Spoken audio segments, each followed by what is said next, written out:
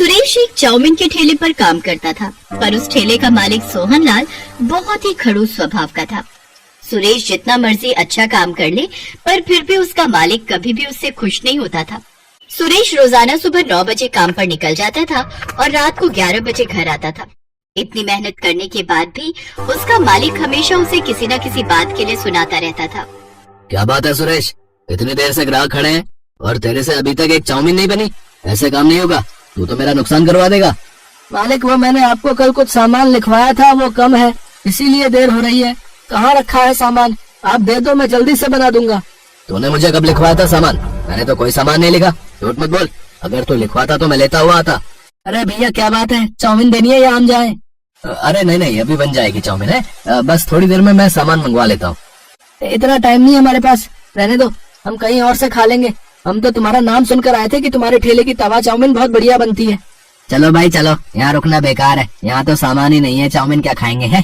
ग्राहक वहाँ से खाली ही लौट गए। सुरेश के मालिक ने सारा गुस्सा सुरेश पर निकाल दिया और गुस्से में सुरेश को चाटा लगा दिया। तेरी वजह से आज मेरे ग्राहक खाली लौट गए। मालिक, आप मेरे ऊपर हाथ मत उठाओ, वरना। क्या करेगा तू है, क्या करेगा तू बता? गरीब भिखारी मेरे टुकड़ों पर पलने वाला मेरे को आंखें दिखा रहा है। अरे तू नौकर है, मेरा नौकर। मैं चाहे तुझे मारूं या फिर तेरे साथ कुछ भी करूं, तुझे सब कुछ सहन करना पड़ेगा। मालिक, मुझे आपके पास नौकरी नहीं करनी, आप मेरा हिसाब कर दो, मैं नौकरी छोड़ रहा हूँ। क्या कहा? नौकरी छोड़ रहा है?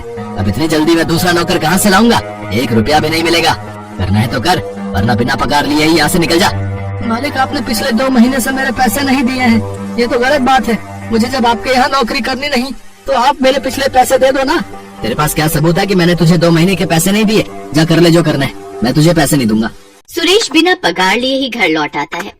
तुम्हारे पैसे मार लिए, तुम्हारे ऊपर हाथ भी उठा दिया। अरे वो कैसा इंसान है। चलो तुम और मैं अभी चलते हैं। कैसे नहीं देगा वो पैसे? अरे पार्वती, वो इंसान ठीक नहीं है, उसके मुंह ना ही लगो तो सही रहेगा। छोड़ो, जाने दो। पर ये तो बहुत नुकसान हो गया ना, तुम्हारे हाथ में कोई काम भी नहीं है, घर का गुजारा कैसे होगा? पार्वती, मेरे हाथों में हुनर है जिसकी वजह से मैं अपना खुद का काम शुरू कर सकता हूँ। बस मुझे थोड़े पैसों की जरूरत होगी और मैं थोड़े पैसे कमाकर फिर से ये काम शुरू कर दूंगा। सुरेश ने थोड़ी मजदूरी करनी शुरू कर दी ताकि वो पैसे कमाकर तवा चाउमीन का ठेला लगा सके। पर एक दिन, अरे पार्वती भाभी, अरे जल्दी चलो। अरे सुरेश भैया बिल्डिंग की सीढ़ियों से गिर गए हैं, उन्हें बहुत चोट आई है। क्या चोट आ गई? कहाँ है भैया? बिल्डिंग के मालिक ने पड़ोस के अस्पताल में भेजा है। सुरेश भैया के सिर पर गहरी चोट आई है। पार्वती दौड़ती हुई अस्पताल जाती है। सुरेश इस दुर्घटना में अपनी आंखों की रोशनी खो देता है। एक के बाद एक परेशानियां सुरेश के परिवार को घेर लेती हैं। सोच रहा था थोड़े पैसे कमाकर तवा चाउमीन का ठेला लगा लूंगा, पर ये मुसीबत आ गई। अब तो मैं देख भी नहीं सकता, मोहताज हो गई है जिंदगी मेरी। पार्वती, मैंने ऐसा कभी नहीं सोचा था। ऐसा न कहो, जिंदगी में अगर परेशानी आई है तो उनसे निकलने का हल भी हम मिलकर ढूंढेंगे। आप ठेला नहीं लगा सके तो क्या हुआ, मैं तवा चाउमीन का ठेला लगाऊंगी। बस आप मुझे तरीका बताते जाना, मैं उसी तरीके से बनाने की पूरी कोशिश करूंगी। मैं भी आपकी मदद करूंगी मम्मी। मैं भी आपकी मदद करूंगा मम्मी। ठीक है मेरे प्यारे बच्चों, तुम सब तो मेरी हिम्मत हो। पार्वती उधार पर चाउमीन बनाने का सामान और ठेला ले लेती है। सुरेश उसे बोल बोल कर तवा चाउमीन बनाना सिखाने लगा। जब पार्वती बाजार में तवा चाउमीन का ठेला लगाती तो सुरेश और बच्चे भी उसके साथ ही रहते। पार्वती धीरे धीरे बहुत ही बढ़िया तवा चाउमीन बनाना सीख गई। ग्राहक भी पार्वती के ठेले पर आते तो तवा चाउमीन की बहुत तारीफ करते। सुरेश भैया, ये सब कब हुआ? आपको मैंने सोहनलाल के ठेले पर कई बार तवा चाउमीन बनाते हुए देखा है। आवाज तो जानी पहचानी लग रही है। पहले के ग्राहक मेरे बहुत अच्छे बातचीत वाले हो गए थे। क्या करो भैया, मालिक ने अपने ठेले से निकाल दिया था। मजदूरी करके थोड़े पैसे कमाने थे तो यह हादसा हो गया। कुछ ग्राहक तो सुरेश को पहले से ही जानते थे। जब उन्होंने उसकी ये हालत देखी तो उन्हें भी बहुत दुख हुआ। धीरे धीरे पार्वती के तवा चाउमीन ठेले पर भीड़ लगने लगी।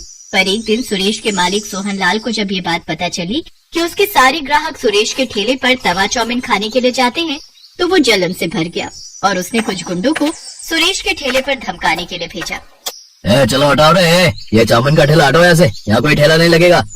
कैसे नहीं लगेगा? हमने तुम्हारा क्या बिगाड़ा है जो तुम हमारा ठेला यहाँ से हटवाने लगे हो? तुम लोग ऐसे नहीं मानोगे हैं? चलो भाई तोड़ दो इसका ठेला। पार्वती, ये लोग हैं कौन, जरा पूछो तो। हमें सोहनलाल जी ने भेजा, समझा? उनके सारे ग्राहक तुम्हारे ठेले पर आने लगे और वो ऐसा कभी नहीं चाहते, इसलिए उन्होंने कहा है कि तू अब ये काम बंद कर इस एरिया में बस उनका ही तवा चाउमीन का ठेला चलेगा, समझे? या कुछ और समझाए? हमें धमकी दे रहे हो? बाजार के बीच में खड़े हैं, अभी आवाज लगाऊंगी तो लोग इकट्ठे हो जाएंगे। अरे भाइयों बहनों जरा हमारी मदद करो, देखो ये गुंडे हम गरीबों पर जुल्म कर रहे हैं। क्या हुआ बहन जी, चिंता मत करो, हमारे होते हुए गुंडे आपका कोई नुकसान नहीं पहुंचा सकते। चिंता मत करो, हम अभी इनकी वीडियो बनाकर सोशल मीडिया पर डालते हैं। क्या नाम बता रहे थे भैया, तुम्हें किसने भेजा है? गुंडे थोड़ा घबरा जाते हैं, उनके आसपास लोगों की भीड़ जुटने लगती है, जिनमें से कुछ मीडिया के लोग भी थे और कुछ जर्नलिस्ट, कुछ यूट्यूबर। फिर क्या था, उनको देखकर गुंडे बुरी तरह डर जाते हैं। इतनी देर में सोहनलाल भी आ जाता है। अब तो भीड़ सोहनलाल के पीछे पड़ जाती है। आप सब जानते हैं इस बेईमान ने मेरे पति के 2 महीने के पैसे मार लिए और इन्हें नौकरी से निकाल दिया। आज मेरे पति की हालत इसी की वजह से है। सीधी तरह से इन गरीबों के पैसे लौटा दो, वरना तुम्हारा ये हाल होगा कि तुम सोच भी नहीं सकते।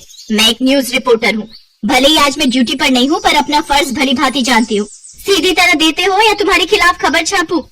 नहीं, मैं पैसे देता हूँ। सोहनलाल डर जाता है और वो पार्वती के हाथ में सुरेश के पैसे और बाकी सबके कहने पर उसका जो भी नुकसान हुआ उसमें पैसे बढ़ाकर देता है और उस दिन के बाद उन्हें तंग न करने का वादा करता है।